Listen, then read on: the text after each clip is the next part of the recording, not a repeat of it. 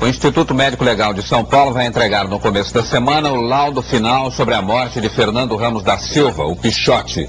Fernando, que tinha 19 anos, foi morto por soldados da Polícia Militar de São Paulo com 8 tiros na terça-feira passada.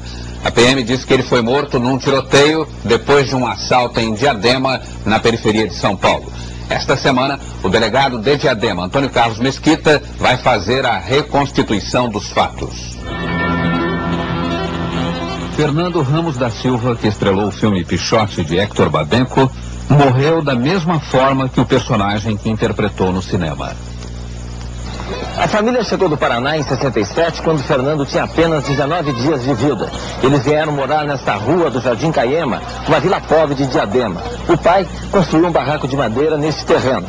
12 anos depois, Fernando mandou construir essa casa de alvenaria, com o dinheiro que ele ganhou no filme. É uma casa simples, 2 quartos, uma sala, uma cozinha e um banheiro. Antes do filme, Fernando era uma criança comum, como qualquer outra criança pobre da periferia de São Paulo. Mas muito sensível. Foi esta sensibilidade que lhe abriu as portas de um grupo de teatro amador em Diadema.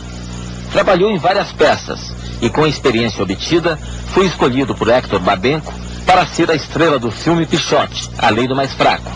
Era a fama, o sucesso, o reconhecimento do mundo inteiro chegando.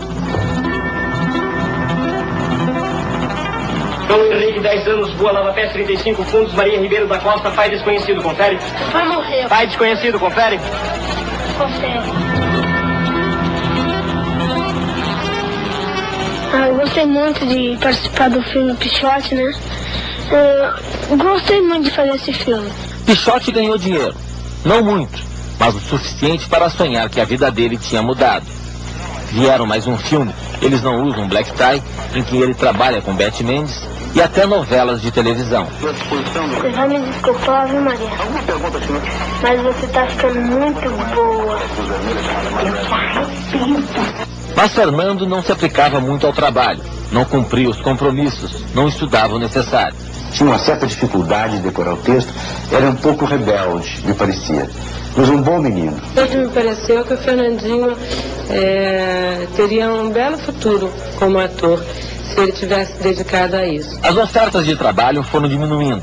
Fernando foi se isolando, voltou à periferia. Pouco tempo depois, aos 16 anos de idade, o nome dele estava de novo nas manchetes dos jornais, preso por roubo. Coisas que aconteciam no filme passaram a ser verdadeiras. Aconteceram com você também, que acabou sendo preso. Como é que você viu essa experiência? A primeira experiência eu não gostei, não.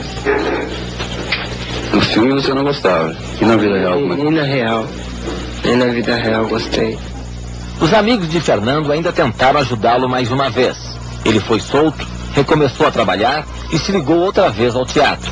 Antes de completar 18 anos de idade, Fernando casou e nasceu a filha Jaqueline. A Maria Dulce sempre subia aqui com ele, mas era difícil a gente ver ela carregar a menina, era ele. A gente vê que ele era pesado demais. No começo do ano, Fernando se ligou ao grupo de Carlos Lira, autor e diretor de teatro na periferia de São Paulo.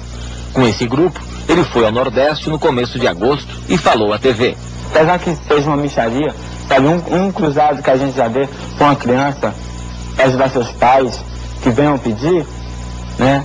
Eles se sentem negados, as pessoas negam, se sentem negados, aí é a revolta deles maiores.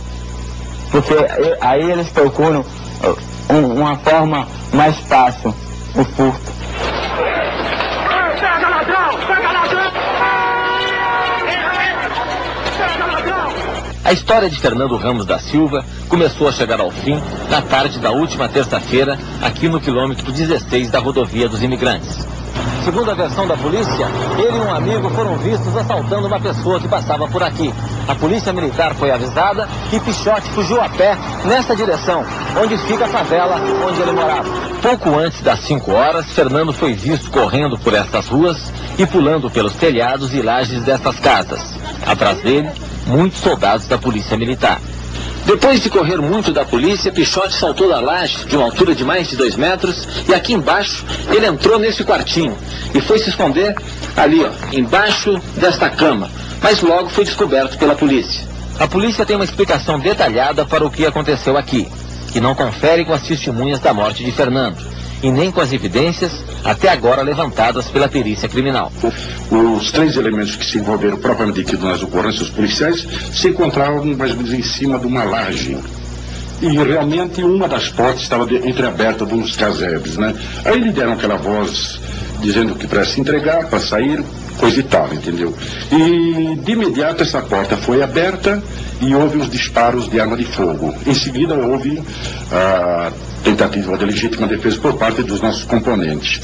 Ele pulou para o outro quintal, depois ele pulou para aqui, aí escondeu aqui, aí os policiais vieram e atiraram nele aqui. Mas quando você viu ele pulando de laje para outra laje, você viu o Pichote armado ou não?